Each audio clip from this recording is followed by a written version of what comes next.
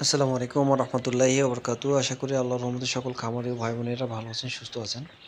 তো দেখতে পাচ্ছেন আমাদের একটা বাচ্চা আজকে ২৯ রোজায় আসলে ব্রুডিং শুরু হইছে। আজকে এদের বয়স ১ দিন চলে। তো ১ দিন আসলে ২ দিন বলা যায়। তো যাই হোক, আমরা সাধারণত ব্রুডিং এর সময় মুরগিকে কী, কী ওষুধ খাওয়াই এ বিষয়ে আজকে কথা বলব। তো ভিডিওটি না টেনে শেষ পর্যন্ত দেখবেন। আর যাদের ১ দিন থেকে শুরু করে ১ মাস, ১.৫ মাসের মুরগির বাচ্চা লাগবে অবশ্যই স্ক্রিনের নাম্বারে আমাদের সাথে যোগাযোগ করবেন। আমরা মিশরি, ফাওমি, টাইগার, হাইব্রিড গলাচিলা, দেশি মুরগির বাচ্চা, কাদারনাথ মুরগির বাচ্চা আমাদের কাছে পাবেন। আমরা সারা বাংলাদেশে পরিবহনের মাধ্যমে হোম ডেলিভারি করে থাকি।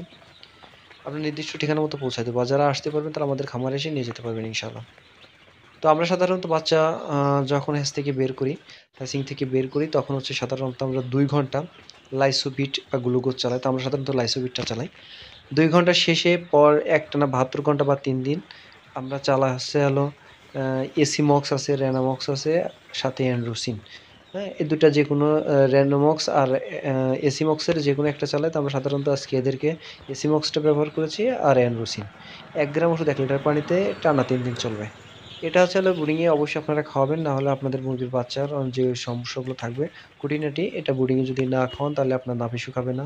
বিভিন্ন ঝামেলায় পড়বেন। তো অবশ্যই অল্প টাকা দাম, বেশি টাকা দামও না। অবশ্যই আপনারা আ দিবেন তাহলে আপনাদের মুরগি সুস্থ থাকবে। তো যাদের মুরগির বাচ্চা লাগবে অবশ্যই স্ক্রিনের নাম্বারে যোগাযোগ করবেন। আসসালামু আলাইকুম ওয়া রাহমাতুল্লাহ।